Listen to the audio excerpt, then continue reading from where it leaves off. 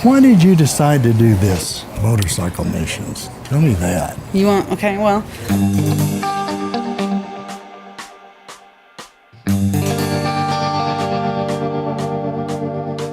My circumstances led me to a motorcycle that I didn't know anything about. I was excited to learn how to do this because I'm a car girl and I'm from Canada and I've always loved cars.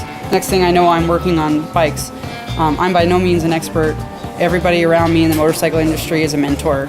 I learn with every experience I can get, and there's still so much to learn.